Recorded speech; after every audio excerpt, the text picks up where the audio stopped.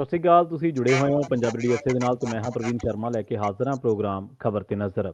ਖਬਰ ਤੇ ਨਜ਼ਰ ਪ੍ਰੋਗਰਾਮ ਦੇ ਵਿੱਚ ਕੀ ਅਹਿਮ ਤੇ ਕੀ ਖਾਸ ਖਬਰਾਂ ਨੂੰ ਲੈ ਕੇ ਚਰਚਾ ਕਰਨ ਦੇ ਲਈ ਜੁੜ ਚੁੱਕੇ ਨੇ ਮੈਂਟੂ ਗੁਰਸਰੀਆ ਜੀ। ਮੈਂਟੂ ਸਤਿ ਸ਼੍ਰੀ ਅਕਾਲ, ਸਵਾਗਤ ਹੈ ਜੀ ਪੰਜਾਬੀ ਰੇਡੀਓ ਯੂਐਸਏ ਤੇ ਜੀ।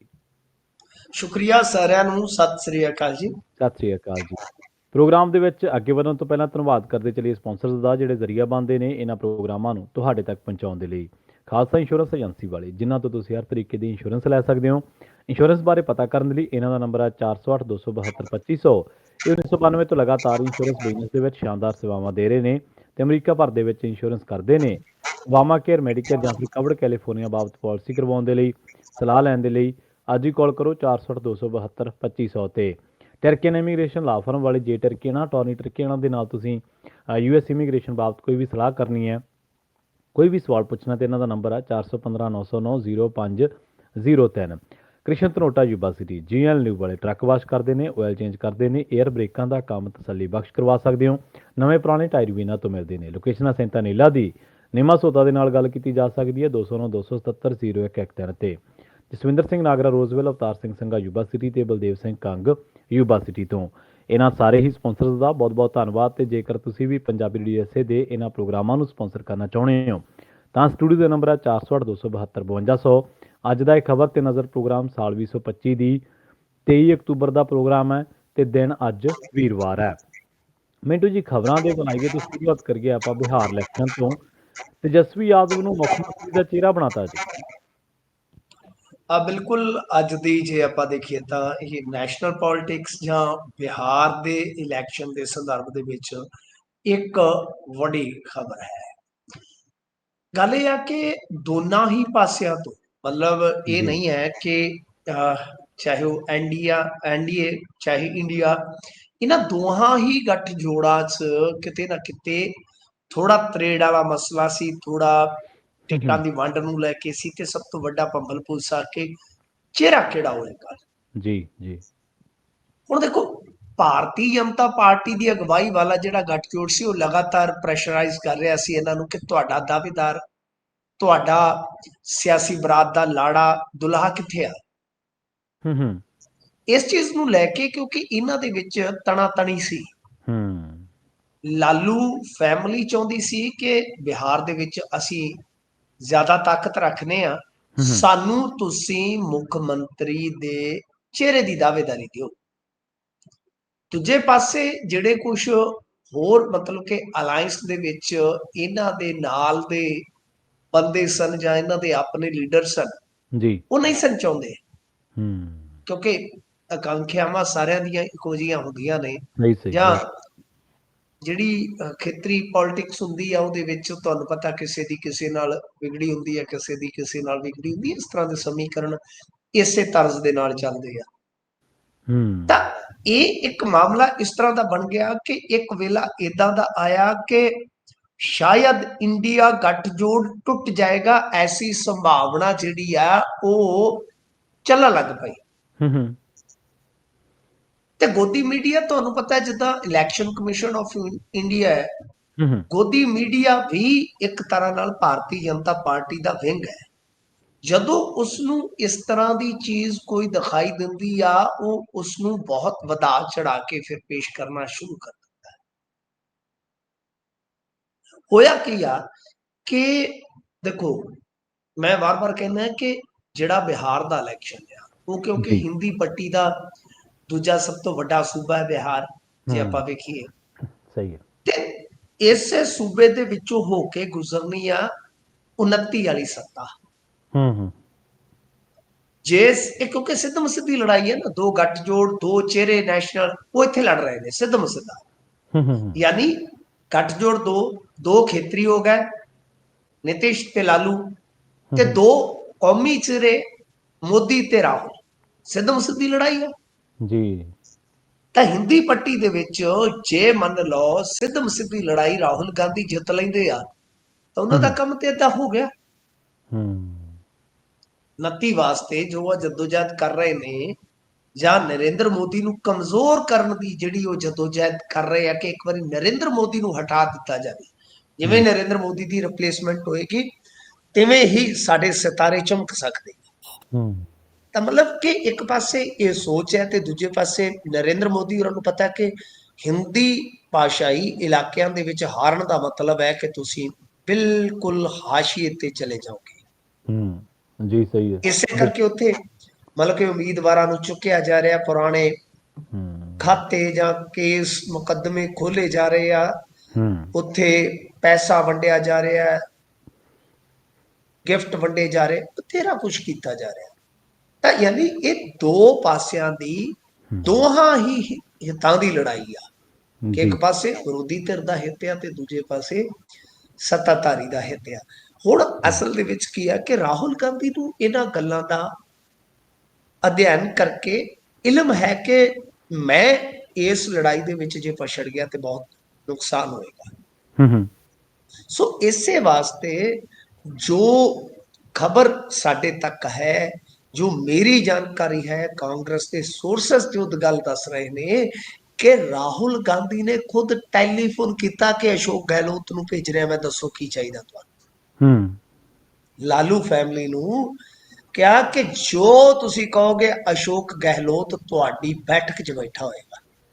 ਤਾਂ ਉਹੀ ਹੋਇਆ, ਗਹਿਲੋਤ ਜਾਂਦਾ, ਫਿਰ ਉਹ ਤਸਵੀਰ ਵੀ ਆਉਂਦੀ ਆ ਸਾਹਮਣੇ ਤੇ ਸਾਰਾ ਕੁਝ ਪਿੱਚ ਤੇ ਸੈੱਟ ਹੋ ਕੇ ਇੱਕ ਜੁਆਇੰਟ ਪ੍ਰੈਸ ਕਾਨਫਰੰਸ ਦੀ ਇਹ ਕਹਿ ਦਿੰਦੇ ਆ ਗੱਲ ਕਿ ਅਸੀਂ ਵੀਰਵਾਰ ਕਰਾਂਗੇ। ਅੱਜ ਫਿਰ ਜੁਆਇੰਟ ਪ੍ਰੈਸ ਕਾਨਫਰੰਸ ਜਿਹੜੀ ਇਸ ਗੱਠਜੋੜ ਦੀ ਹੁੰਦੀ ਹੈ ਤਾਂ ਉਹਦੇ 'ਚ ਤੇਜਸਵੀ ਦਾ ਨਾਮ ਜਿਹੜਾ ਹੈ ਉਹ ਅੱਗੇ ਰੱਖ ਦਿੱਤਾ ਜਾਂਦਾ, ਸਾਰੇ ਮਨਜ਼ੂਰ ਕਰ ਲੈਂਦੇ, ਮਾਮਲਾ ਸੈੱਟ ਹੋ ਗਿਆ। ਪਰ ਇੱਧਰ ਇਹ ਮਾਮਲਾ ਸੈੱਟ ਹੋ ਗਿਆ ਤੇ ਦੂਜੇ ਪਾਸੇ ਹੁਣ ਭਾਰਤੀ ਜਨਤਾ ਪਾਰਟੀ ਵਾਸਤੇ ਮੁਸ਼ਕਲ ਇਸ ਗੱਲ ਦੀ ਹੋ ਜਾਏਗੀ ਕਿ ਉਹ ਕਹਿਣਗੇ ਕਿ ਤੁਹਾਡੀ ਸਿਆਸੀ ਬਰਾਤ ਦਾ ਹੁਲਾੜਾ ਕਿਹੜਾ ਦੱਸੋ। ਜੇ ਉਹ ਨਿਤਿਸ਼ ਨੂੰ ਨਹੀਂ ਲਾਣਦੇ ਤੇ ਤਦ ਵੀ ਮਰਦੇ ਨੇ, ਜੇ ਨਿਤਿਸ਼ ਨੂੰ ਲਾਣਦੇ ਤੇ ਤਦ ਵੀ ਢਿੱਡ 'ਚ ਪੀੜ ਹੁੰਦੀ ਆ ਕਈਆਂ ਦੇ। ਸਹੀ। ਯਾਨੀ ਜੋ ਦਬਾਅ ਉਹ ਬਣਾ ਰਹੇ ਸੀ ਉਹ ਉਲਟਵਾ ਦਬਾਅ ਜਿਹੜਾ ਹੈ ਉਹ ਹੁਣ ਬਈ ਇਹਨਾਂ ਤੇ ਆ ਗਿਆ। ਸੋ ਟੱਕਰ ਉੱਥੇ ਪ੍ਰਵੀਨ ਜੀ ਬਹੁਤ ਫਸਵੀਂ ਤੇ ਬਹੁਤ ਉਲਝਵੀਂ ਆ।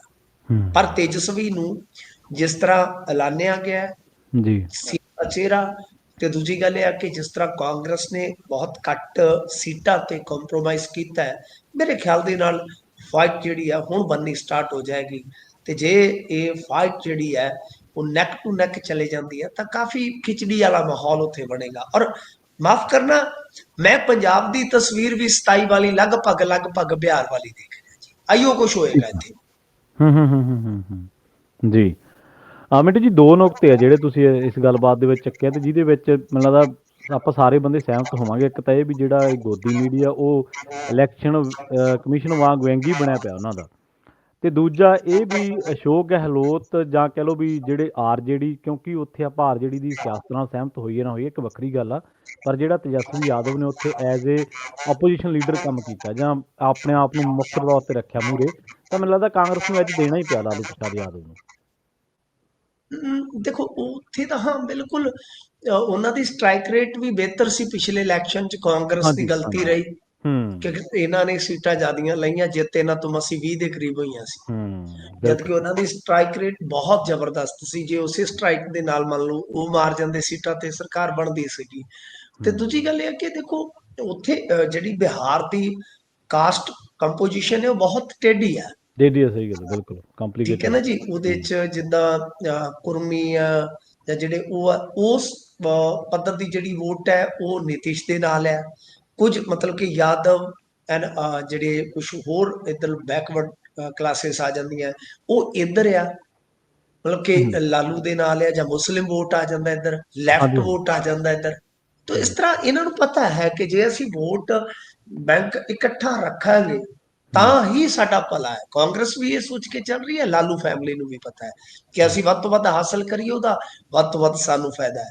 ਤੇ ਕਾਂਗਰਸ ਨੂੰ ਪਤਾ ਹੈ ਕਿ ਜੇ ਵੱਧ ਤੋਂ ਵੱਧ ਇਹਨਾਂ ਨੂੰ ਦੇ ਕੇ ਇਹ ਵੱਧ ਤੋਂ ਵੱਧ ਖੱਟਦੇ ਆ, ਬੇਸ਼ੱਕ ਅਸੀਂ ਬਿਹਾਰ ਦੇ ਲਿਹਾਜ਼ ਨਾਲ ਵੱਧ ਨਾ ਲੈ ਜਾਈਏ ਪਰ ਇੰਡੀਆ ਦੇ ਲਿਹਾਜ਼ ਨਾਲ ਅਸੀਂ ਵੱਧ ਖੱਟ ਲਵਾਂਗੇ। ਸਹੀ ਬਿਲਕੁਲ ਜੀ। ਤੇ ਅਗਲੀ ਗੱਲ ਕਰੀਏ ਮਿੰਟੂ ਜੀ, ਗ੍ਰਿਫਤਾਰ ਪੁਲਿਸ ਅਧਿਕਾਰੀ ਦੇ ਘਰ ਮੁੜ ਤੋਂ ਰੇਡ ਹੋਈ ਹੈ ਜੀ। ਹਾਂਜੀ ਦੇਖੋ, ਭੁੱਲਰ ਦੇ ਘਰ ਦੇਰ ਸ਼ਾਮ ਰੇਡ ਪਈ ਆ ਦੁਬਾਰ ਤੋਂ। ਠੀਕ ਹੈ ਜੀ। ਤੇ ਕਾਫੀ ਦਿਨ ਹੋ ਗਏ ਨੇ ਮੇਰੇ ਖਿਆਲ ਦੇ ਨਾਲ, ਜੇ ਮੇਰਾ ਅੰਦਾਜ਼ਾ ਗਲਤ ਨਹੀਂ ਤੇ ਅੱਜ ਹਫ਼ਤੇ ਤੋਂ ਉੱਤੇ ਦਾ ਸਮਾਂ ਹੋ ਗਿਆ ਦੁਬਾਰਾ ਸੀਬੀਆਈ ਨੂੰ ਆਉਣਾ ਪਿਆ। ਦਾ ਮਤਲਬ ਹੈ ਕਿ ਸੀਬੀਆਈ ਸਾਹ ਲੈ ਕੇ ਸ਼ਾਇਦ ਉਹਨਾਂ ਨੇ ਵੀ ਦੀਵਾਲੀ ਦਵੂਲੀ ਮਨਾਈ ਹੋਏਗੀ, ਸਾਡੀ ਤੂੰ ਹੀ ਆ ਦੀਵਾਲੀ ਦੀਵੇ ਲਾਉਣ ਵਾਲੀ। ਤੇ ਯਾਨੀ ਹਫ਼ਤਾ ਗੁਜ਼ਰਨ ਤੋਂ ਬਾਅਦ ਫਿਰ ਰੇਡ ਮਾਰ ਦਿੱਤੀ ਉਹਨਾਂ ਨੇ। ਦੱਸਦੇ ਆ ਕਿ ਪਤਨੀ ਤੇ ਬੇਟੇ ਤੋਂ ਪੁੱਛਗਿੱਛ ਹੋ ਰਹੀ ਹੈ। ਇਹਦੇ ਬੇਟੇ ਬਾਰੇ ਮੈਂ ਤੁਹਾਨੂੰ ਦੱਸਿਆ ਸੀ, ਭੁੱਲਰ ਦੇ ਬੇਟੇ ਬਾਰੇ, ਕਿ ਭੁੱਲਰ ਦਾ ਬੇਟਾ ਬਹੁਤ ਕਾਬਲ ਵਕੀਲ ਹੈ, ਬਹੁਤ ਯੰਗ ਏਜ ਦੇ ਵਿੱਚ ਬਹੁਤ ਕਾਬਲ ਵਕੀਲ ਹੈ ਤੇ ਏਜੀ ਦੀ ਟੀਮ ਦੇ ਵਿੱਚ ਕੰਮ ਕਰਦਾ ਹੈ। ਇਹ ਤਾਂ ਮਤਲਬ ਸਾਫ਼ ਹੈ ਕਿ ਸੀਬੀਆਈ ਅੱਗੇ ਵਧ ਰਹੀ ਆ, ਕਿਉਂਕਿ ਇੱਕ ਸਵਾਲ ਉੱਠਿਆ ਸੀਗਾ ਕਿ ਭਾਈ ਸੀਬੀਆਈ ਨੇ ਰਿਮਾਂਡ ਨਹੀਂ ਮੰਗਿਆ, ਸ਼ਾਇਦ ਕੋਈ ਮਾਮਲਾ ਸੈੱਟ ਹੋ ਗਿਆ ਹੋਵੇ। ਪਰ ਹਾਲ ਦੀ ਘੜੀ ਤੇ ਇਹੋ ਲੱਗਦਾ ਹੈ ਕਿ ਜਿਸ ਤਰ੍ਹਾਂ ਸੀਬੀਆਈ ਆਈ ਆ ਤੇ ਜਿਸ ਤਰ੍ਹਾਂ ਉਹ ਉੱਥੇ ਗਿਣਤੀ ਮਿਣਤੀ ਕਰਦੇ ਪਏ, ਮੈਂ ਤਾਂ ਲਿਖਿਆ ਸੀਗਾ ਕਿ ਜਦੋਂ ਫਸੇ ਵਿੱਚ ਕੁੜੀ ਕੀ ਕੰਮ ਆਉਣ ਨਾ ਮਿੱਤ ਤੇ ਜੈਕਮੀਆਂ ਕੀ ਬਲਬ ਕੀ ਗਮਲੇ ਕੀ ਕੌਲੀਆਂ ਸਭੇ ਹੋਣਗੇ ਚੈਕਮੀਆਂ। ਗੱਲ ਇਹ ਆ ਕਿ ਕੋਠੀ ਦੇ ਵਿੱਚ ਦੁਬਾਰਾ ਆਉਣ ਦਾ ਮਤਲਬ ਪਤਾ ਕੀ ਹੁੰਦਾ? ਕੁਛ ਲੋਕ ਕਹਿੰਦੇ ਹੁੰਦੇ ਕਿ ਲੋ ਸੋਨਾ ਤਾਂ ਗਾਇਬ ਹੋ ਗਿਆ ਹੋਏਗਾ, ਫਲਾਂ ਗਾਇਬ ਹੋਇਆ ਹੋਏਗਾ।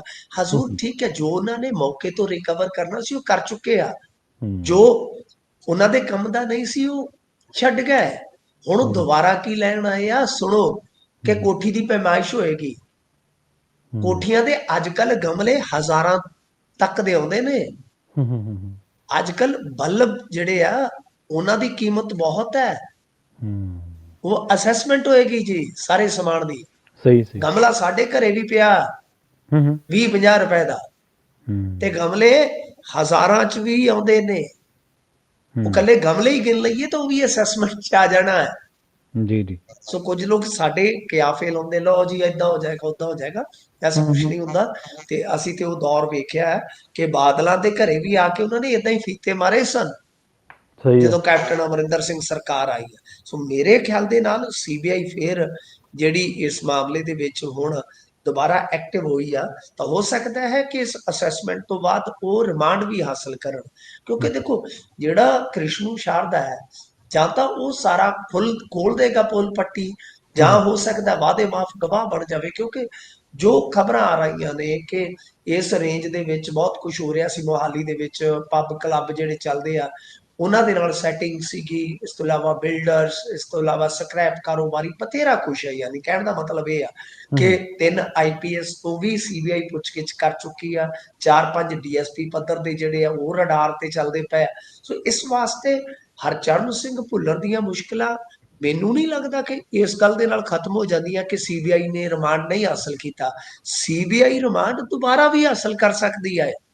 ਸੀਬੀਆਈ ਨੇ ਚਾਰਜਸ਼ੀਟ ਫਾਈਲ ਕਰਨੀ ਹੈ ਤੇ ਚਾਰਜਸ਼ੀਟ ਫਾਈਲ ਕਰਨ ਤੋਂ ਪਹਿਲਾਂ ਉਹ ਕੇਸ ਤਗੜਾ ਬਣਾ ਸਕਦੇ ਆ।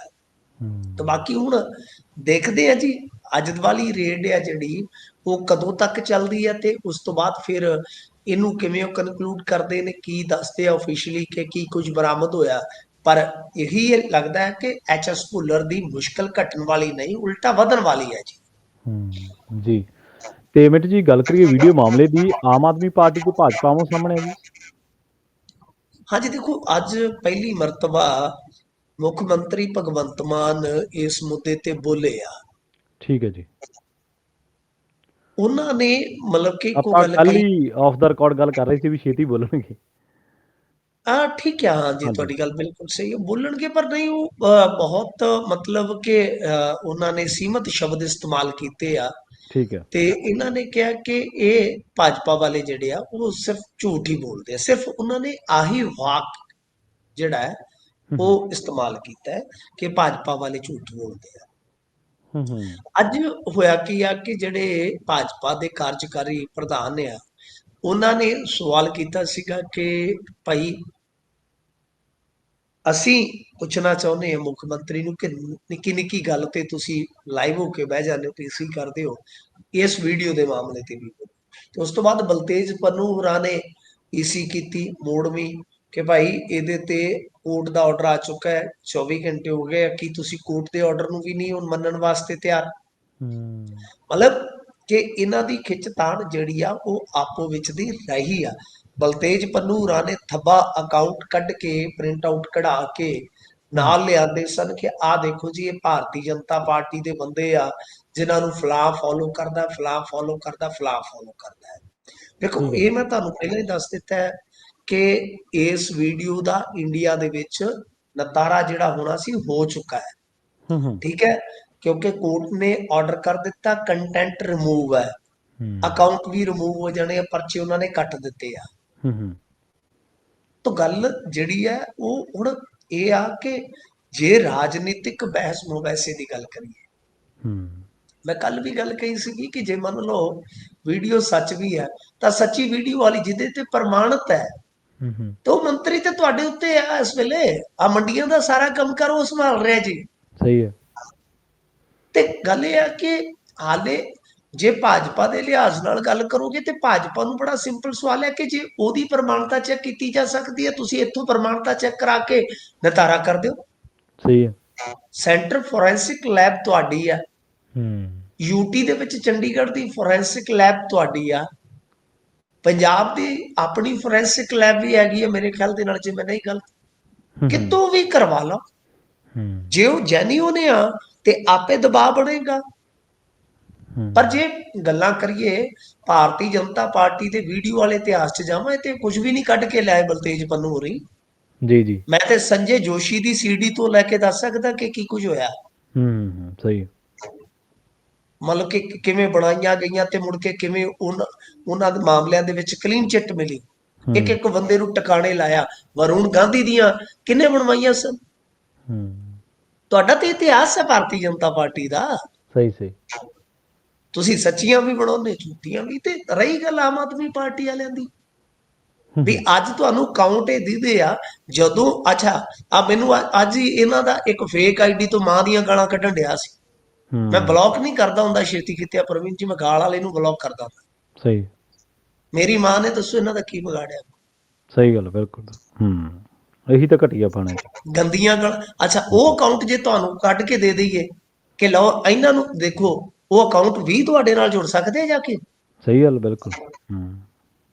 ਇੱਕ ਸਾਡੀ ਪੋਸਟ ਦੇ ਥੱਲੇ 8 ਸਿਮਿਲਰ ਜਿਹੜੇ ਕਮੈਂਟ ਹੁੰਦੇ ਉਹ ਤਾਂ ਨਹੀਂ ਭਾਰਤੀ ਜਨਤਾ ਪਾਰਟੀ ਵਾਲੇ ਕਰਾਉਂਦੇ, ਜਿਹੜੇ ਤੁਹਾਡੀ ਆਲੋਚਨਾ ਹੁੰਦੀ ਹੈ। ਸਹੀ ਗੱਲ, ਬਿਲਕੁਲ। ਉਹਨਾਂ ਨੂੰ ਲੱਭੋ, ਜੇ ਉਹ ਭਾਰਤੀ ਜਨਤਾ ਪਾਰਟੀ ਵਾਲੇ, ਉਹਦੇ ਵੀ ਪ੍ਰਿੰਟ ਆਊਟ ਕਢਾ ਕੇ ਦਿਓ ਨਾ ਕਿ ਬਈ ਆਲੋਚਨਾ ਸਾਡੀ ਹੋ ਰਹੀ ਹੈ, ਇਹ ਗਾਲਾਂ ਇਹਨਾਂ ਨੂੰ ਆ ਭਾਜਪਾ ਵਾਲੇ ਕਢਾ ਰਹੇ ਆ ਜੀ। ਸਹੀ ਹੈ। ਮਤਲਬ ਕਿ ਅੱਜ ਤੁਹਾਡੇ ਤੇ ਬਣੀ ਆ, ਅਸੀਂ ਤੇ ਫਿਰ ਵੀ ਮਜ਼ੇ ਨਹੀਂ ਲੈਂਦੇ ਤੁਹਾਡੇ ਸਾਹਮਣੇ। ਮੈਂ ਤਾਂ ਉਲਟਾ, ਜੋ ਮੈਨੂੰ ਲੱਗਦਾ, ਜੋ ਮੇਰੀ ਆਬਜ਼ਰਵੇਸ਼ਨ ਹੈ ਜਾਂ ਜੋ ਸਾਡਾ ਇੱਥੋਂ ਅਧਿਕਾਰਤ ਤੌਰ ਤੇ ਜੋ ਵੀ ਚੱਲਦਾ ਪਿਆ ਮਾਮਲਾ, ਅਸੀਂ ਸਿਰਫ ਉਹਦੇ ਆਧਾਰ ਤੇ ਗੱਲ ਕਰਦੇ ਹਾਂ। ਪਰ ਤੁਹਾਡੇ ਪੈਮਾਨੇ ਡਬਲ ਨੇ, ਤੁਹਾਡੇ ਸਟੈਂਡਰਡ ਜਿਹੜੇ ਡਬਲ ਨੇ। ਤੁਹਾਡੇ ਪੱਖ 'ਚ ਗੱਲ ਹੋਵੇ, ਅੱਛਾ ਸੁੱਚਾ ਸਿੰਘ ਲੰਗਾਹ ਦੇ ਮਾਮਲੇ 'ਚ ਕਿਵੇਂ ਤੁਸੀਂ ਕਿਹੜੀ ਫੋਰੈਂਸਿਕ ਜਾਂਚ ਕਰਵਾਈ ਸੀ ਬਈ? ਉਦੋਂ ਕਿਹੜਾ ਤੁਹਾਡੇ ਕੋਲ ਸਰਟੀਫਿਕੇਟ ਸੀ? ਤੁਸੀਂ ਸੁੱਚਾ ਸਿੰਘ ਲੰਗਾਹ ਦੀ ਵੀਡੀਓ ਤੇ ਅੱਜ ਵੀ ਕਮੈਂਟ ਕਰਦੇ ਹੋ। ਭਗਵੰਤ ਮਾਨ ਜੀ ਤੇ ਖੁਦ ਟ੍ਰੋਲਰ ਨੇ। ਜੀ ਸਹੀ ਹੈ।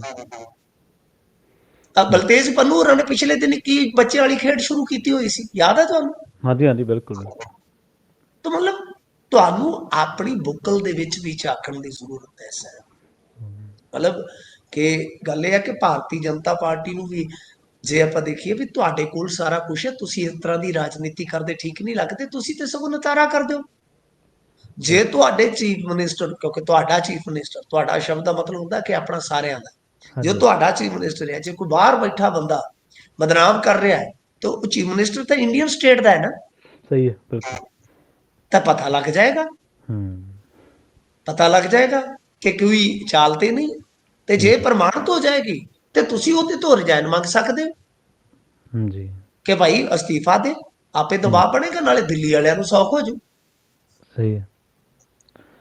ਨਾਲੇ ਮਿੰਟੂ ਜੀ ਇਹ ਵੀ ਗੱਲ ਆ ਨਾ ਵੀ ਜਿਹੜੀਆਂ ਚੀਜ਼ਾਂ ਦੀ ਸ਼ੁਰੂਆਤ ਇਹ ਆਪ ਕਰਦੇ ਆ, ਫਿਰ ਬਾਅਦ ਦੇ ਵਿੱਚ ਵਿਕਟਮ ਵੀ ਬਣਦੇ ਆ। ਹੁਣ ਦਿੱਲੀ ਦੇ ਵਿੱਚ ਤਾਂ ਜੇ ਇਹਨਾਂ ਤੇ ਰੇਡਾਂ ਹੋਈਆਂ, CBI, IT, ਚਲੋ ਆਪਾਂ ਕਹਿੰਦੇ ਆ ਵੀ ਕੇਂਦਰੀ ਏਜੰਸੀਆਂ ਕਈ ਵਾਰੀ ਧੱਕਾ ਵੀ ਕਰਦੀਆਂ, ਉਦੋਂ ਤਾਂ ਇਹ ਵਿਕਟਮ ਆ। ਜਦੋਂ ਵਿਜੀਲੈਂਸ ਦੂਜਿਆਂ ਦੇ ਘਰਾਂ ਦੇ ਵਿੱਚ ਭੇਜਦੇ ਆ, ਉਦੋਂ ਕਹਿੰਦੇ ਨਹੀਂ ਜੀ ਇਹ ਫਲਾਨਾ ਚੋਰ ਆ।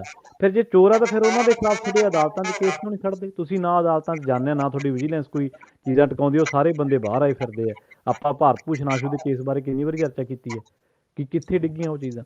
ਸੋ ਉਹ ਸੇਮ ਚੀਜ਼ਾਂ ਇਹਨਾਂ ਦੇ ਸੋਸ਼ਲ ਮੀਡੀਆ ਦੇ ਮਾਮਲੇ ਦੇ ਵਿੱਚ ਹੈ ਜੀ। ਇਹਨਾਂ ਨੇ ਤਾਂ ਪੰਜਾਬ ਨੂੰ ਇਹ ਦਿੱਤਾ ਹੈ ਜੀ ਸਾਰਾ ਕੁਝ। ਸਹੀ ਸਿਖਾਇਆ ਇਹਨਾਂ ਨੇ। ਹਰਸਿਮਰਤ ਕੌਰ ਨੂੰ ਸਿਮਰੋ ਨਾਂ ਕਿਸਨੇ ਦਿੱਤਾ ਸੀ? ਖੁਦ ਮੁੱਖ ਮੰਤਰੀ ਭਗਵੰਤ ਮਾਨ ਨੇ। ਮੰਦ ਬੁੱਧੀ ਸੁਖਬੀਰ ਸਿੰਘ ਬਾਦਲ ਨੂੰ ਕਿਸਨੇ ਕਿਹਾ ਸੀ? ਜੀ। ਕਿੱਕਲੀ ਕਿਸਨੇ ਸਟਾਰਟ ਕੀਤੀ ਸੀ? ਹੂੰ ਡਲੇ ਮਾਰ ਲਈ ਕਿਸਨੇ ਉਕਸਾਇਆ ਸੀ? ਜੀ ਸਹੀ ਹੈ। ਮਤਲਬ ਕਿ ਟ੍ਰੋਲਿੰਗ ਸ਼ਬਦ ਹੀ ਨਹੀਂ ਸੀ ਅਸੀਂ ਤੇ ਜਾਣਦੇ ਸਾਂ। ਤੁਸੀਂ ਇਹ ਭਾਰਤੀ ਜਨਤਾ ਪਾਰਟੀ ਤੇ ਆਮ ਆਦਮੀ ਪਾਰਟੀ ਨੇ ਹੀ ਇੰਡੀਆ ਦੇ ਵਿੱਚ ਇਹ ਮੁਹਿੰਮਾਂ ਛੇੜੀਆਂ ਨੇ। ਸਹੀ ਗੱਲ। ਅਸੀਂ ਫਿਰ ਵੀ ਕਹਿੰਦੇ ਆ ਕਿ ਨਹੀਂ, ਅਜਿਹਾ ਨਹੀਂ ਹੋਣਾ ਚਾਹੀਦਾ। ਦੁੱਧ ਦਾ ਦੁੱਧ, ਪਾਣੀ ਦਾ ਪਾਣੀ ਤੁਸੀਂ ਕਰ ਸਕਦੇ ਹੋ, ਤੁਹਾਡੇ ਕੋਲ ਲੈਬਾਂ ਨੇ। ਜੇ ਅੱਜ ਦੀ ਤਰੀਕ ਦੇ ਵਿੱਚ ਸਰ ਜਹਾਜ਼ ਦਾ ਬਲੈਕ ਬਾਕਸ ਇੰਡੀਆ ਦੇ ਵਿੱਚ ਫਰੋਲਿਆ ਜਾ ਸਕਦਾ, ਸਾਡੇ ਕੋਲ ਇੰਨੀ ਜ਼ਿਆਦਾ ਤਕਨੀਕ ਆ, ਤਾਂ ਕੀ ਗੱਲ ਆ ਬਈ ਇੱਕ ਵੀਡੀਓ ਨਹੀਂ ਸਾਡੇ ਤੋਂ ਫੋਲੀ ਜਾਂਦੀ। ਜੀ ਸਹੀ ਹੈ। ਤੇ ਅਮਿਤ ਜੀ ਉਧਰ ਮੁਸਤਫਾ ਦੇ ਮੁੰਡੇ ਦਾ ਜਿਹੜਾ ਕੇਸ ਆ ਉਹ ਵੀ ਸੀਬੀਆਈ ਨੂੰ ਦਿੱਤਾ ਜਾ ਸਕਦਾ ਜੀ? ਹਾਂਜੀ ਦੇਖੋ, ਗੱਲ ਇਹ ਆ ਕਿ ਮੁਸਤਫਾ ਦੀ ਮੁਸ਼ਕਲ ਮੈਨੂੰ ਨਹੀਂ ਲੱਗਦਾ ਘੱਟ ਹੋਏਗੀ। ਉਹਦੇ ਵਿੱਚ ਕੀ ਆ ਕਿ ਪ੍ਰਵੀਨ ਜੀ, ਹੁਣ ਦੇਖੋ ਮੁਸਤਫਾ ਨੂੰ ਮੈਂ ਦੇਖਦਾ ਦੋ ਲਿਹਾਜ਼ ਦੇ ਨਾਲ, ਕਿ ਇੱਕ ਤੇ ਉਹ ਆ ਜਿਹੜਾ ਉਹ ਕਾਂਗਰਸੀ ਆ, ਭਾਰਤੀ ਜਨਤਾ ਪਾਰਟੀ ਦਾ ਉੱਥੇ ਰਾਜ ਆ ਪੰਚਕੂਲੇ ਚੋਂ ਕਾਬੂ ਆ ਗਿਆ। ਉਹ ਜਦੋਂ ਵੀ ਇਸ ਤਰ੍ਹਾਂ ਦਾ ਮਾਮਲਾ ਬਣਦਾ ਹੈ ਨਾ, ਭਾਜਪਾ ਵਾਲੇ ਕੋਈ ਮੌਕਾ ਨਹੀਂ ਛੱਡਦੇ ਸਾਹਿਬ, ਉਹ ਕੇਸ ਓਪਨ ਰੱਖ ਦੇਣਗੇ, ਤੁਰੇ ਚਲੋ। ਜੀ ਜੀ। ਕੇਸ ਤੁਹਾਡੇ ਤੇ ਓਪਨ ਆ, ਕੇਸ ਬੰਦ ਨਹੀਂ ਹੋ ਰਿਹਾ ਤਾਂ ਵੀ ਟੈਨਸ਼ਨ ਹੀ ਹੁੰਦੀ ਹੈ ਜੀ। ਸੋ ਇਸ ਵਾਸਤੇ ਮੇਰੇ ਖਿਆਲ ਦੇ ਨਾਲ ਇੱਕ ਤੇ ਸਮੱਸਿਆ ਇਹਨਾਂ ਵਾਸਤੇ ਸਿਆਸੀ ਤੌਰ ਤੇ ਹੈ ਮੁਸਤਫਾ ਵਾਸਤੇ। ਦੂਜਾ ਇਹ ਆ ਕਿ ਸੀਬੀਆਈ ਕੋਲ ਜਾਂਚ ਜਾਣ ਦਾ ਮਤਲਬ ਇਹ ਆ ਕਿ ਤੁਹਾਡੀ ਮਾਨਸਿਕ ਤੌਰ ਤੇ ਬਹੁਤ ਤਸੱਲੀ ਹੋਣ ਵਾਲੀ ਹੁੰਦੀ ਹੈ। ਗ੍ਰਿਲਿੰਗ ਹੋਊਗੀ ਤੁਹਾਡੀ, ਸਹੀ ਹੈ। ਹਾਂਜੀ, ਤੁਸੀਂ ਬਹੁਤ ਬੇਚੈਨ ਰਹਿੰਦੇ ਹੋ। ਪਰ ਗੱਲ ਇਹ ਆ ਕਿ ਮੁਸਤਫਾ ਵਾਸਤੇ ਹੋਰ ਕੁਝ ਬਚਿਆ ਵੀ ਨਹੀਂ ਹੈ। ਉਹ ਖੁਦ ਹੀ ਕਹਿੰਦਾ ਕਿ ਮੈਂ ਜਾਂਚ ਪੜਤਾਲ ਦੇ ਵਿੱਚੋਂ ਲੰਘਣ ਵਾਸਤੇ ਤਿਆਰ ਹਾਂ। ਤੇ ਬਾਈ ਜੇ ਤਿਆਰ ਆ ਤਾਂ ਹੁਣ ਮਾਮਲਾ ਜਿਹੜਾ ਫਿਰ ਉਹ ਜਾ ਸਕਦਾ ਸੀਬੀਆਈ ਦੇ ਕੋਲ। ਤੇ ਜੇ ਸੀਬੀਆਈ ਨੇ ਉਹ ਮਾਮਲਾ ਅੱਗੇ ਤੋਰਿਆ, ਵੇਖੋ ਗੱਲ ਇਹ ਆ ਕਿ ਬਹੁਤ ਕੁਝ ਐਸਾ ਹੁੰਦਾ ਹੈ ਜਿਹੜਾ ਆਪਣੇ ਸਾਹਮਣੇ ਹੁੰਦਾ, ਤੇ ਬਹੁਤ ਕੁਝ ਹੁੰਦਾ ਜਿਹੜਾ ਲੁਕਵਾ ਹੁੰਦਾ ਹੈ। ਤਾਂ ਕਈ ਵਾਰ ਸੀਬੀਆਈ ਇਹ ਫਿਰ ਤੁਹਾਨੂੰ ਪਤਾ ਹੀ ਹੈ, ਜਦੋਂ ਇਸ ਤਰ੍ਹਾਂ ਅੱਗੇ ਤੋਰਦੀ ਹੈ ਮਾਮਲਾ ਤੇ ਬਹੁਤ ਅੱਗੇ ਤੱਕ ਜਾਂਦਾ ਹੈ। ਤਾਂ ਤੁਹਾਨੂੰ ਯਾਦ ਹੀ ਹੈ ਕਿ ਤੁਸੀਂ ਦੇਖੋ ਸੀਬੀਆਈ ਹੈ ਜੇ ਕੱਢਣ ਤੇ ਆਵੇ ਤਾਂ ਕਿੰਨੇ ਤਗੜੇ ਤਗੜੇ ਕੇਸ ਇਹਨਾਂ ਨੇ ਕੱਢ ਰੱਖੇ ਨੇ। ਸਹੀ ਸਹੀ। ਤੇ ਜੇ ਨਹੀਂ ਤੇ ਕੁਝ ਵੀ ਨਹੀਂ ਬਣਦਾ। ਪਰ ਮੁਸਤਫਾ ਵਾਸਤੇ ਦੋਨਾਂ ਪੱਖ ਤੋਂ, ਇੱਕ ਤੇ ਪੋਲੀਟੀਕਲੀ ਤੇ ਦੂਸਰਾ ਮਾਨਸਿਕ ਤੌਰ ਤੇ ਇਹ ਮਾਮਲਾ ਜਿਹੜਾ ਉਹ ਭਾਰੀ ਪੈਣ ਵਾਲਾ ਹੈ, ਭਾਰੀ ਪੈਣ ਵਾਲਾ। ਉਹ ਤਾਂ ਮੈਨੂੰ ਲੱਗਦਾ ਕਿ ਅੱਗੇ ਤੱਕ ਜਾਏਗਾ। ਤੇ ਹਰਿਆਣਾ ਸਰਕਾਰ ਨੇ ਸੀਬੀਆਈ ਨੂੰ ਲਿਖ ਦਿੱਤਾ ਹੈ ਕਿ ਬਈ ਜਾਂਚ ਪੜਤਾਲ ਜਿਹੜੀ ਆ ਉਹ ਕੀਤੀ ਜਾਵੇ। ਤਾਂ ਜੇ ਸੀਬੀਆਈ ਸਰਕਾਰ ਦੀ ਮੰਨ ਕੇ ਉਤਰ ਪੈਂਦੀ ਹੈ ਮੈਦਾਨ ਦੇ ਵਿੱਚ, ਤਾਂ ਡੈਫੀਨੇਟਲੀ ਇਸ ਪਰਿਵਾਰ ਦੀਆਂ ਬਹੁਤ ਮੁਸ਼ਕਲਾਂ ਵੱਧ ਜਾਣਗੀਆਂ। ਹਾਂਜੀ, ਆਪਾਂ ਤੁਸੀਂ ਕੱਲ ਹੀ ਗੱਲ ਕਰ ਰਹੇ ਸੀਗੇ ਮਿੰਟੂ ਜੀ ਵੀ ਮਾਮਲਾ ਪੋਲੀਟੀਕਲ ਰੰਗਤ ਜ਼ਰੂਰ ਲਵੇਗਾ, ਕਿਉਂਕਿ ਉਹ ਬੀਬੀ ਜਿਹੜੇ ਇਹਨਾਂ ਦੇ ਘਰੋਂ ਨੇ ਉਹ ਕਾਂਗਰਸ ਸਰਕਾਰ ਦੇ ਵਿੱਚ ਮੰਤਰੀ ਰਹਿ ਚੁੱਕੇ ਨੇ। ਸੋ ਭਾਜਪਾ ਨੇ ਮੌਕਾ ਨਹੀਂ ਛੱਡਣਾ ਜੀ ਇਹਨਾਂ ਦਾ, ਕੋਈ ਵੀ ਇਸ ਤਰ੍ਹਾਂ ਦਾ ਜਿਹੜਾ ਉਹਨੂੰ ਜਿੱਥੇ ਉਹਨੂੰ ਸਿਆਸੀ ਭੱਲ ਜਿਹੜੀ ਉਹਨਾਂ ਦੀ। ਹੋ ਸਕਦਾ ਉਹ ਕਹਿਣ ਕਿ ਮਲੇਰਕੋਟਲੇ ਤੋਂ ਤੁਸੀਂ ਹੀ ਲੜ ਲਓ। ਹਾਂਜੀ, ਪਰ ਲੜਨ ਤੋਂ ਕਵਾਂਗੇ ਇੱਕ ਮੁਸਲਿਮ ਟਿਕਟ ਸਾਡੀ ਹੋ ਜਾਏਗੀ ਪੰਜਾਬ ਦੇ ਵਿੱਚ, ਮੁਸਲਿਮ ਕੋਟੇ ਦੀ, ਤੇ ਤੁਸੀਂ ਤੇ ਇਲੈਕਸ਼ਨ ਹੀ ਲੜਨਾ, ਸਾਡੇ ਵੱਲੋਂ ਲੜ ਲਓ। ਹਾਂਜੀ, ਤੇ ਮੇਰੇ ਖਿਆਲ ਇਦੋਂ ਔਖਾ ਕੋਈ ਸੌਦਾ ਡੀਲ ਹੋਣੀ ਨਹੀਂ ਇਹਨਾਂ ਵਾਸਤੇ ਵੀ, ਕਿਉਂਕਿ ਇਲੈਕਸ਼ਨ ਹੀ ਲੜਨਾ। ਤਿਆਰੀਆਂ ਤਾਂ ਹਾਂਜੀ, ਇਹਨਾਂ ਦਾ ਇਹੀ ਹੁਣ ਤੱਕ ਦਾ ਜਿਹੜਾ ਟਰੈਕ ਰਿਕਾਰਡ ਰਿਹਾ ਹੈ ਉਹ ਤੇ ਇਹੋ ਹੀ ਦੱਸਦਾ ਨਾ ਕਿ ਸੰਭਾਵਨਾ ਜਿਹੜੀ ਬਣ ਸਕਦੀ ਹੈ ਜੀ ਆਉਣ ਵਾਲੇ। ਜੀ ਜੀ। ਤੇ ਇੱਕ ਪੰਥਕ ਮਾਮਲੇ ਵੱਲ ਚਲੇ ਗਏ ਮਿੰਟੂ ਜੀ, ਗੜਗੱਜ ਸਾਹਿਬ ਜਿਹੜੇ ਕਿ ਇਸ ਵੇਲੇ ਜਥੇਦਾਰ ਸਾਹਿਬ ਨੇ, ਉਹਨਾਂ ਦੀ ਛੁੱਟੀ ਦੀ ਤਿਆਰੀ ਦੀਆਂ ਕਨਸਰਨਾਂ ਚੱਲ ਰਹੀਆਂ ਨੇ। ਦੇਖੋ ਹੁਣ ਸਮਝ ਤੋਂ ਪਰੇ ਆ ਗੱਲ, ਕਿਉਂਕਿ ਗਿਆਨੀ ਕੁਲਦੀਪ ਸਿੰਘ ਗੜਗੱਜ ਨੇ ਜਿਹੜੇ ਬੜੇ ਨਿਮਰ ਵਿਅਕਤੀ ਨੇ, ਬੜੇ ਪੜ੍ਹੇ ਲਿਖੇ ਨੇ, ਤੇ ਸਪੋਕਸ ਪਰਸਨ ਬਹੁਤ ਵਧੀਆ ਸਨ ਜੀ। ਮੈਂ ਇਹਨਾਂ ਨੂੰ ਡਿਬੇਟਾਂ ਦੇ ਵਿੱਚ ਅਕਸਰ ਦੇਖਦਾ ਰਿਹਾ।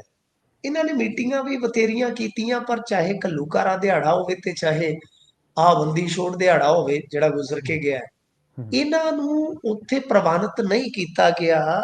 ਜਦੋਂ ਇਹਨਾਂ ਨੇ ਨਿਹੰਗ ਦਲਾਂ ਦੀਆਂ ਜਥੇਬੰਦੀਆਂ ਦੇ ਮੁਖੀਆਂ ਨੇ, ਜਿਹੜੇ ਨਿਹੰਗ ਸਿੰਘਾਂ ਦੀਆਂ ਜਥੇਬੰਦੀਆਂ, ਦਲ ਹੀ ਜਦੋਂ ਆ ਗਿਆ ਤੇ ਜਥੇਬੰਦੀਆਂ ਕਹਿਣ ਦੀ ਲੋੜ ਹੀ ਨਹੀਂ, ਦਲਾਂ ਦੇ ਜਿਹੜੇ ਮੁਖੀ ਹੁੰਦੇ ਆ, ਜਿੱਦਾਂ ਹੈਗੇ ਨੇ ਸੁਰ ਸਿੰਘ ਵਾਲੇ, ਬਾਬਾ ਬਿਧੀ ਚੰਦ ਸੰਪਰਦਾ ਵਾਲੇ, ਜਾਂ ਆ ਗਏ 96 ਕਰੋੜੀ, ਇਹ ਮੈਂ ਕੁਝ ਮਿਸਾਲਾਂ ਦੇ ਰਿਹਾ ਤੁਹਾਨੂੰ।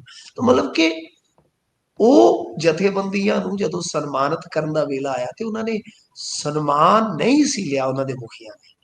ਇਹ ਬਹੁਤ ਇੱਕ ਤਰ੍ਹਾਂ ਨਾਲ ਕਹਿ ਲਓ ਕਿ ਮੈਂ ਸਮਝਦਾ ਕਿ ਕੁਲਦੀਪ ਸਿੰਘ ਗੜਗਾਜੂ ਹੋਰਾਂ ਵਾਸਤੇ ਇਹ ਹੇਠੀ ਵਾਲੀ ਗੱਲ ਸੀ ਜੀ ਜੀ, ਕਿ ਲਗਾਤਾਰ ਦੂਜੀ ਵਾਰ ਇਦਾਂ ਹੋਇਆ। ਹਾਲਾਂਕਿ ਇਹਨਾਂ ਨੇ ਲਗਾਤਾਰ ਮੀਟਿੰਗਾਂ ਕੀਤੀਆਂ, ਮਾਨ ਮੁਨੱਵਲ ਕੀਤਾ, ਪਰ ਗੱਲ ਬਣੀ ਨਹੀਂ ਹੈ।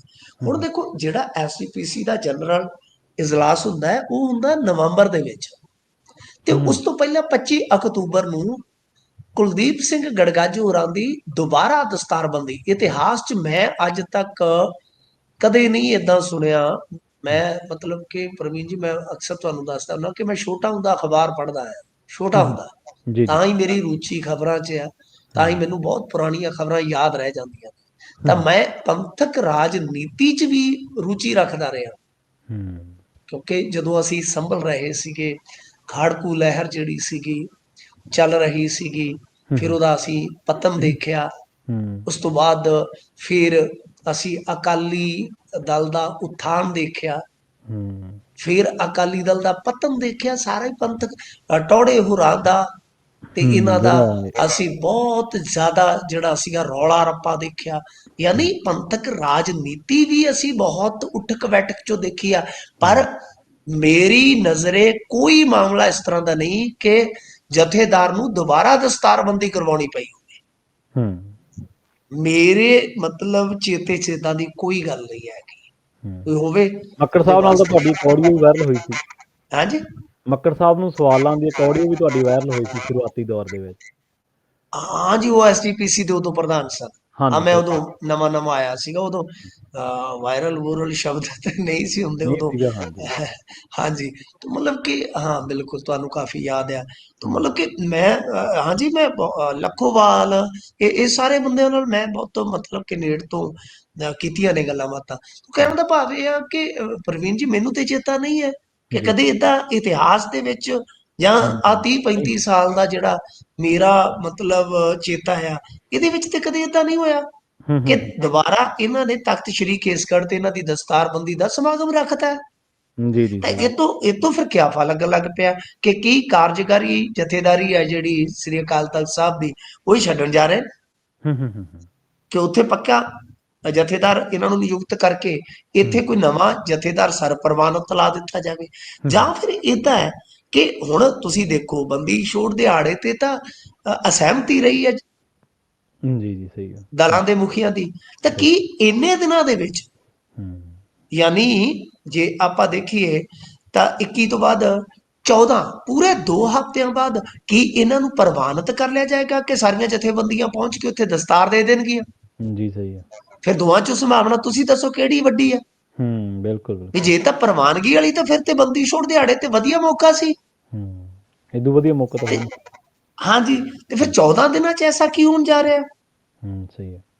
ਤਾਂ ਇਹਦਾ ਮਤਲਬ ਇਹ ਵੀ ਹੋ ਸਕਦਾ ਕਿ ਜਨਰਲ ਇਜਲਾਸ ਤੋਂ ਪਹਿਲਾਂ ਕਾਰਜਕਾਰੀ ਜਥੇਦਾਰ ਦੀ ਜਿਹੜੀ ਇਹਨਾਂ ਦੀ ਹੈਗੀ ਹੈ ਇਸ ਵੇਲੇ ਟੈਨਿਓਰ, ਉਸਨੂੰ ਖਤਮ ਕਰਕੇ ਸਥਾਈ ਰੂਪ 'ਚ ਤਖਤ ਸ੍ਰੀ ਕੇਸਗੜ੍ਹ ਰੱਖ ਦਿੱਤਾ ਜਾਵੇ ਤੇ ਨਵਾਂ ਜਥੇਦਾਰ ਸ੍ਰੀ ਅਕਾਲ ਤਖਤ ਸਾਹਿਬ ਤੇ ਪ੍ਰਵਾਨਿਤ ਲਿਆ ਦਿੱਤਾ ਜਾਵੇ।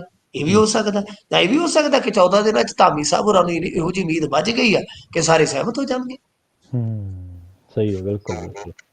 ਤੇ ਜਾਂਦਿਆਂ ਦੇ ਵਿੱਚ ਤੁਸੀਂ ਗੱਲ ਕਰੀਏ ਆਪਾਂ ਚਤੁਰਵੇਦੀ ਦੀ, ਚਤੁਰਵੇਦੀ ਦੇ ਕਹਿੰਦੇ ਪੰਜਾਬ ਪੁਲਿਸ ਤੋਂ ਹੱਡ ਛੁੱਟਿਆ, ਉਹ ਨਹੀਂ ਛੁੱਟੇ, ਪੰਜਾਬ ਪੁਲਿਸ ਤੋਂ ਜ਼ਰੂਰ ਛੁੱਟ ਗਏ ਆ, ਜੇਲ੍ਹ ਭੇਜ ਦਿੱਤਾ ਗਿਆ। ਹਾਂਜੀ, ਦੇਖੋ, ਨਾ ਹੀ ਸਾਨੂੰ ਤੇ 3-4 ਰੱਟੇ ਪਏ ਨੇ। ਚਤੁਰਵੇਦੀ ਹੈ ਜੀ, ਭੁੱਲਰ ਆ, ਇੱਕ ਹੋ ਗਿਆ ਮੁਸਤਫਾ, ਇੱਕ ਹੋ ਗਿਆ ਸਮਰਾ, ਬਸ। ਬਾਕੀ ਤੇ ਸਾਨੂੰ ਹੁਣ ਭੁੱਲ ਹੀ ਗਿਆ ਸਾਰਾ ਕੁਛ। ਇਹ 3-4 ਨਾ ਹੀ ਨਹੀਂ ਸਾਨੂੰ ਤੇ ਸੌਣ ਦਿੰਦੇ। ਕਦੇ ਇੱਧਰੋਂ ਖਬਰ ਆ ਜਾਂਦੀ ਹੈ, ਕਦੇ ਇੱਧਰੋਂ ਖਬਰ ਆ ਜਾਂਦੀ ਹੈ। ਤਾਂ ਚਤੁਰਵੇਦੀ ਵੀ ਅੱਜ ਆ ਗਿਆ ਫਿਰ ਦੁਬਾਰਾ ਸੁਰਖੀਆਂ ਦੇ ਵਿੱਚ, ਕਿਉਂਕਿ 7 ਰੋਜ਼ਾ ਰਿਮਾਂਡ ਇਹਦਾ ਖਤਮ ਹੋ ਗਿਆ। ਦੁਬਾਰਾ ਰਿਮਾਂਡ ਮਿਲਿਆ ਨਹੀਂ ਜਾਂ ਇਹਨਾਂ ਨੇ ਮੰਗਿਆ ਨਹੀਂ ਕੁਝ ਵੀ ਹੈ, ਤੇ ਇਸ ਨੂੰ ਹੁਣ ਉਹਨਾਂ ਨੇ ਨਿਆਂਇਕ ਹਿਰਾਸਤ ਦੇ ਵਿੱਚ ਘਲਾ ਦਿੱਤਾ ਹੈ। ਪਰ ਵੇਖਣਾ ਇਹ ਹੋਏਗਾ ਨਾ ਕਿ ਪ੍ਰਵੀਨ ਜੀ, ਕਿ ਦੇਖੋ, ਤੁਹਾਡੇ ਨਾਲ ਉਸ ਬੰਦੇ ਨੇ ਜਗੋ ਤੇਰਵੀਂ ਕੀਤੀ ਹੈ, ਇਹਦੇ 'ਚ ਤੇ ਕੋਈ ਸ਼ੱਕ ਨਹੀਂ, ਕੋਈ ਦੋ ਰਾਏ ਨਹੀਂ ਹੈ। ਠੀਕ ਹੈ ਨਾ ਜੀ? ਤਾਂ ਮਤਲਬ ਕਿ ਕੀ ਰਹਿੰਦੇ ਕਾਰਜਕਾਲ ਦੇ ਵਿੱਚ ਤੁਸੀਂ ਚਤੁਰਵੇਦੀ ਦਾ ਕੇਸ ਨਿਬੇੜ ਕੇ ਸਾਬਤ ਕਰ ਦਿਓਗੇ ਕਿ ਉਸਨੇ ਫਰਜ਼ੀਵਾੜਾ ਕੀਤਾ? ਜੇ ਤੁਸੀਂ ਇਹ ਵੀ ਨਾ ਕਰ ਸਕੇ ਤੇ ਫਿਰ ਉਹ ਗੱਲਾਂ ਕਈਆਂ ਤੇ ਮਾਫੀ ਮੰਗ ਲਿਓ। ਜਦੋਂ ਤੁਸੀਂ ਕਿਹਾ ਸੀਗਾ ਕਿ ਸਾਡੀ ਸਰਕਾਰ ਆਉਣ ਦਿਓ, ਤੱਤ ਫੱਟ ਅਸੀਂ ਬੇਅਦਬੀ ਦੇ ਅਸਲ ਦੋਸ਼ੀਆਂ ਨੂੰ ਅੰਦਰ ਸਿੱਟ ਦੇਵਾਂਗੇ। ਜੀ ਸਹੀ। ਤੇ ਮਿੰਟੂ ਜੀ, ਇਹਨਾਂ ਖਾਸ ਖਬਰਾਂ ਤੇ ਖਾਸ ਜਾਣਕਾਰੀਆਂ ਦੇ ਲਈ ਤੁਹਾਡਾ ਬਹੁਤ ਬਹੁਤ ਧੰਨਵਾਦ ਜੀ। ਸਤਿ ਸ਼੍ਰੀ ਅਕਾਲ। ਸਤਿ ਸ੍ਰੀ ਅਕਾਲ ਜੀ। ਪ੍ਰੋਗਰਾਮ ਖਬਰ ਤੇ ਨਜ਼ਰ ਨੂੰ ਆਪਾਂ ਇੱਥੇ ਹੀ ਸਮਾਪਤ ਕਰਾਂਗੇ। ਤੁਹਾਡਾ ਸਾਰਿਆਂ ਦਾ ਵੀ ਬਹੁਤ ਧੰਨਵਾਦ। ਸਤਿ ਸ਼੍ਰੀ ਅਕਾਲ ਤੇ ਇਸੇ ਤਰ੍ਹਾਂ ਜੁੜੇ ਰਹੋ ਪੰਜਾਬੀ ਰੇਡੀਓ USA ਦੇ ਨਾਲ।